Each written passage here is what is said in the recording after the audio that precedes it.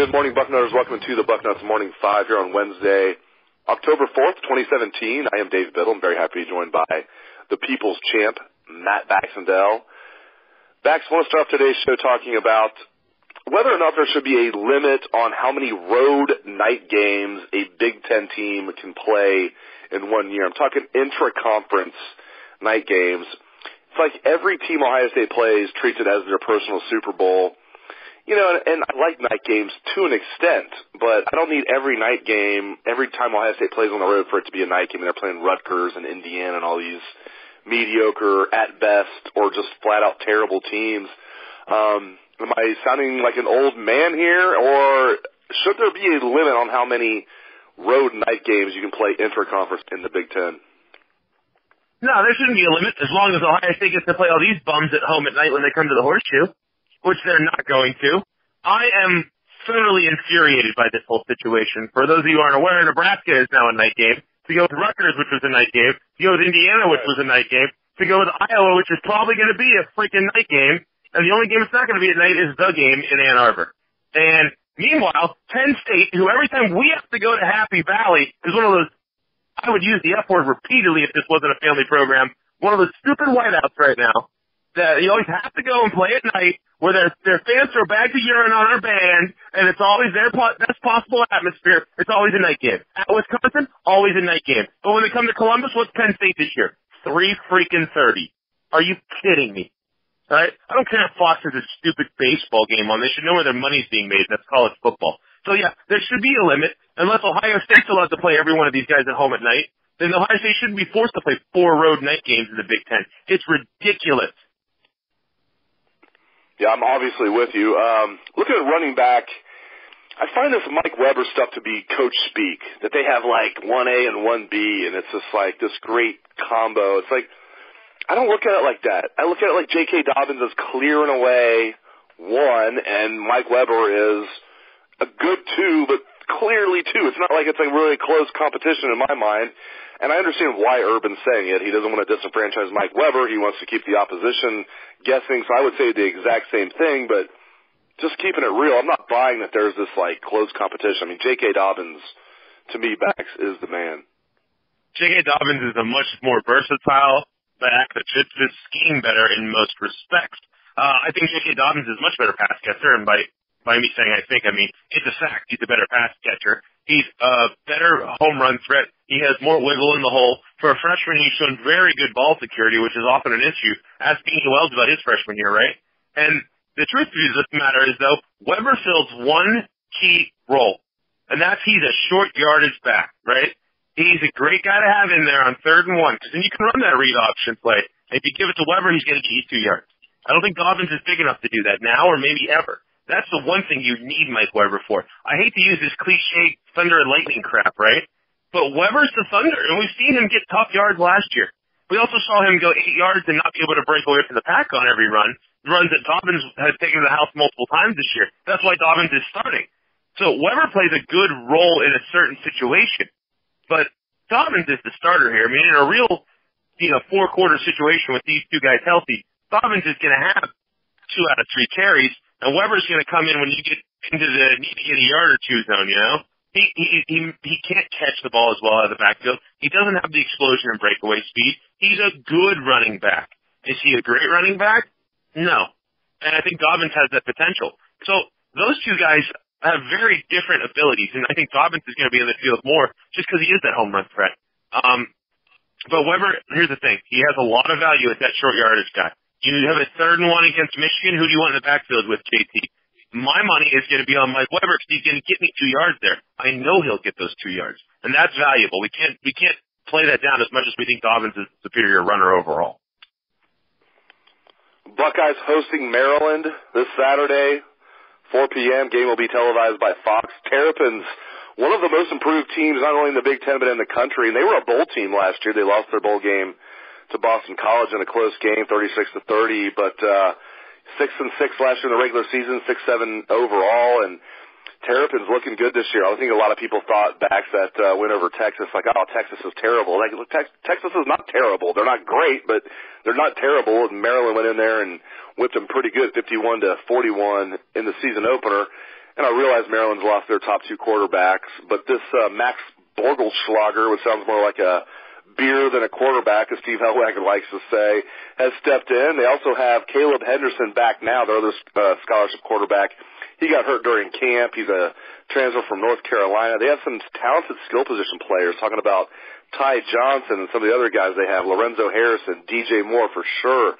As I said, Buckeyes favored by 31 points in this game. Give me your prediction, and how do you think this game is going to go? And like I said, give me a final score prediction. All right, well, first of all, Maryland, yes, they've lost their top two quarterbacks. That does hurt them. Right? Pegram and Hill were dynamic players. There's no question about it. But they're still a talented football team. If you look at Maryland, they're the one of the two Eastern additions in the Big Ten that has at least not been a failure, in that both Rutgers and Maryland have good in-state high school football. Maryland at least has kept some of the better players at home. Sure, they've lost out on guys like Keandre Jones, Dwayne Haskins. You know, there's guys at Ohio State's gone into Maryland and taken like Chase Young. But they've kept enough of them that they have a good talent level. I mean, Maryland, in terms of in-state recruiting, has better in-state recruiting than pretty much anybody in the Big Ten West that's not in the state of Illinois. And that says something about the overall caliber of that program. I, before the season, did not give them enough credit based on the talent that you're seeing on the field now. I've watched a couple of their games, and aside from the UCF game where they lost Kasim Hill early and sort of looked out of it the whole time like, oh, my God, not another quarterback injury, they've looked like a pretty decent football team. So I'm not going to turn my nose up at this game. This is a step above Rutgers. They're a team that's on par about with Indiana, and that's the kind of game Ohio State should have a little bit of a challenge in. So I do think the Buckeyes are going to come out, and I think they're going to win this football game. Let me make no bones about it. I think OSU is going to come out there and play a good game. I'm glad it's a 4 p.m. game. Homecoming games are typically noon affairs that are snoozers, and the crowd doesn't even care one iota about making any noise. 4 p.m. gives them another 4 hours to get drunk and decide to make some noise when the team's on the field on defense. So that's good. We were complaining about scheduling earlier. That part's good. But, look, here's the truth. We're going to see if those deep balls that we saw against Rutgers that you and I were both enthusiastic about, Dave, if that continues against Maryland, I'm going to actually start feeling decent about where this team is right now. The defense is still strong. I'd like to see another game of Kendall Sheffield not getting scorched. And, you know, I think Ohio State comes out and wins this game, and they probably put up, say, somewhere around 42 points. They probably, right now, I'm assuming there's going to be some Maryland drives that annoy me because I still don't have a ton of faith in Kendall Sheffield. So I'm assuming something around 42-17. That seems like a pretty reasonable outcome to me. But if you're betting the cover based on what my recommendation is, I never bet on OSU football, so keep that in mind, folks. I was going to say, and if you did, you'd probably bet on Ohio State to cover. I mean, this point spread's a little rich, and I feel like Ohio State's trending the right way for sure. I like the improvements I'm seeing out of this team backs, but favored by 31 over Maryland, I mean, yeah, that's a lot. They could win by 32 or more. Maybe they will, but yeah, this is one. If I was betting on this game, I'll put it this way: if I was someone who liked to bet on college football, I'd probably just maybe hold off on this game. Yeah, it doesn't seem like a good one to be putting your hard-earned bucks on. Though, you know, there is the thought that says you want OSU to win big, but if they don't win big, at least Maryland covered, you made a few bucks, right? Yeah, good point. Hey, before I let you go, let's talk about Ohio State's linebackers. I feel like they've just been substandard, and you know, I like what I'm seeing out of Tough Borland for a redshirt freshman. I wonder if he's going to be, you know, I mean, to get where Ohio State needs to go this year, they need an all Big Ten caliber middle linebacker, whether that's Chris Worley as a fifth-year senior, Tough Borland as a redshirt freshman. Jerome Baker, I was touting him as an All-American candidate. I don't even know if he's an All-Big Ten candidate right now the way he's playing. And, you know, maybe he's just started slow and he'll turn it on. We're still relatively early into the season. But Dante Booker's hot and cold. Sometimes he'll show flashes of greatness. Sometimes he'll kind of get lost. They have good depth there. That's one thing I'll say about the linebackers. They have very good depth. Just your thoughts overall on Ohio State's linebackers and maybe your concern level, if any. Oh, there's a level of concern. I think it gets a little blotted out by my concern about the corner spot opposite Denzel Ward. But when you talk about linebacker play, you're right.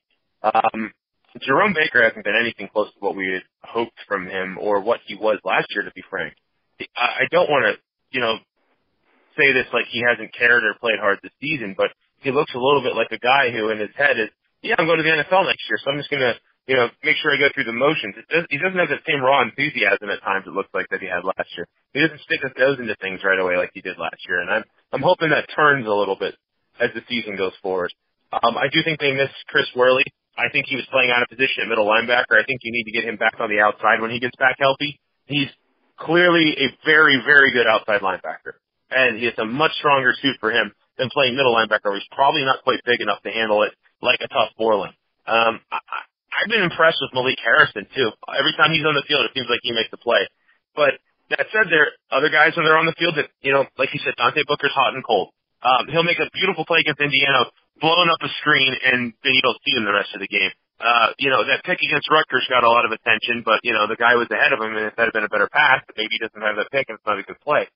So Booker hasn't really flashed. Baker hasn't flashed, but he's at least proven it, and I think they definitely need to have improved linebacker play, and I've been saying it for a couple weeks now from what we've seen at South Borland.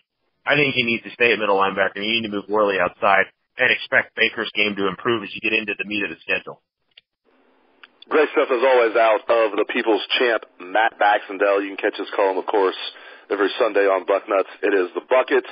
Thank you very much to my friend Matt Baxendell, and thanks to all the listeners out there for tuning into the show. I appreciate it. Hope you have a great day. Let's hear that Buckeye swag, best damn band in the land.